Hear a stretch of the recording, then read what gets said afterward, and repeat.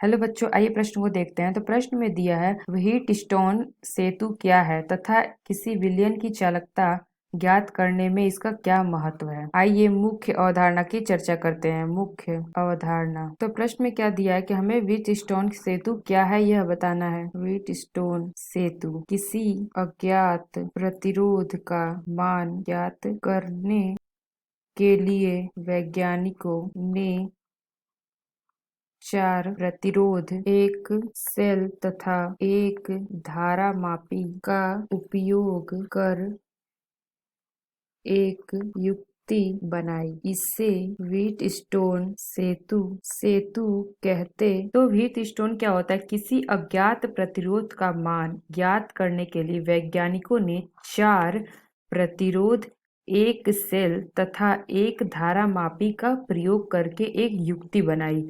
इसे हम क्या कहते हैं? व्हीटस्टोन सेतु कहते हैं। तो इनका चित्र देखते हैं। तो यहाँ पे एक प्रतिरोध लगा होता है और एक प्रतिरोध यहाँ और एक प्रतिरोध, और इन सिरों से एक यहाँ पे ये ई है, वोल्टता से जुड़ा है। तो व्हीटस्टोन की संरचना इस प्रकार से होती है। ये इसको हम पी मान लेते हैं, इसको हम क्यू मान लेते हैं, और ये हमारा आर हो गया और ये एस। तो इन प्रतिरोध में से अगर हमें पी, क्यू, एस 3 प्रतिरोध अगर हमें पता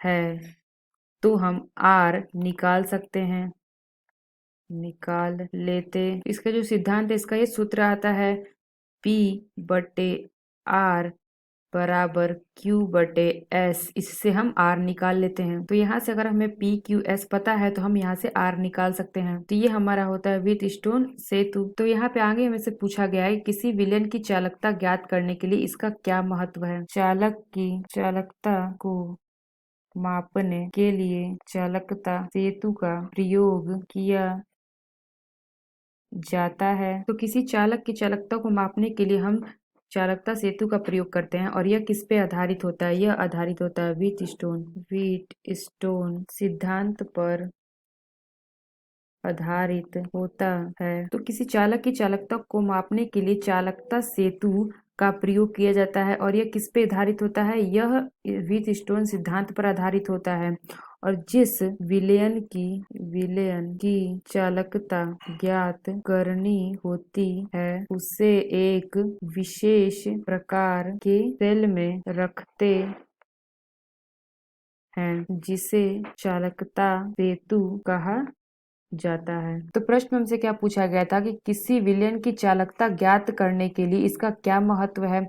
तो यहाँ पे हमने देखा किसी चालक की चालकता को मापने के लिए हम चालकता सेतु का प्रयोग करते हैं, और ये जो चालकता सेतु है किस पे आधारित होती है?